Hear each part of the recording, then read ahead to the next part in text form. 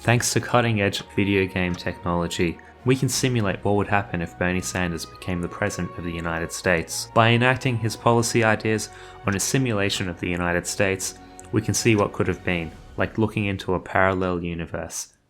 Has science gone too far? One of Bernie's biggest points was tuition-free college. Now, that's the first thing I'm going to try and implement.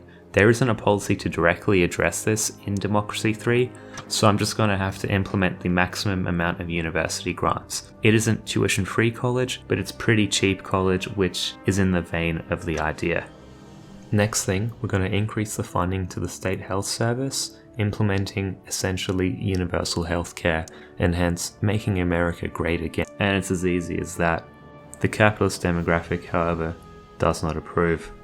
Of course, we can't just spend without increasing taxes.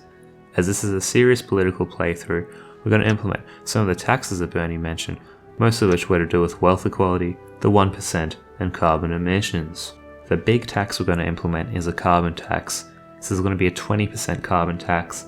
For those of you that don't really know what this means, it means we're going to be making some serious cash here. However, this does have a negative impact on the approval of the capitalist demographic. With this dollar, we can implement some clean fuel subsidies and renewable energy subsidies. Within just a few turns, we don't even have toxic pollution in our major cities anymore. I also shifted the labour laws towards a more balanced position from a pro-employer position. So now we're going to implement another crazy policy idea, which is maternity leave, something that's never been heard of in the United States. And as always, like the previous two policies I moved, we're going to crank it to the top, even though for this one I think we should have probably only kept it at full pay, not full pay plus maternity leave. Then, in a freak turn of events, Democracy 3 slaps me across the face with a global financial crisis. GDP through the floor. The world economy has shattered into a million pieces.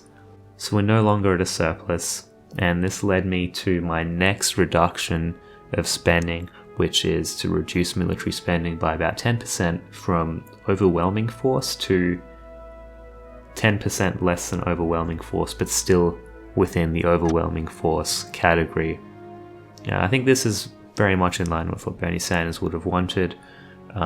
Less military, more diplomacy-based foreign policy. Obviously, $20 billion isn't enough to offset the market meltdown, but it'll probably help out.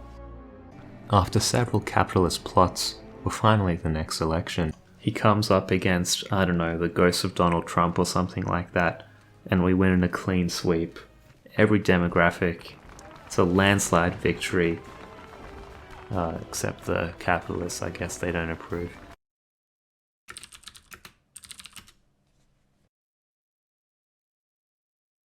As I think back on our long journey together, sure, the economy's in the dumpster, but we did create a healthier, more educated population in the term. There probably wasn't much we could do about the financial crash. It was obviously the Republicans' fault from their last term, and the GDP will probably fix itself over time.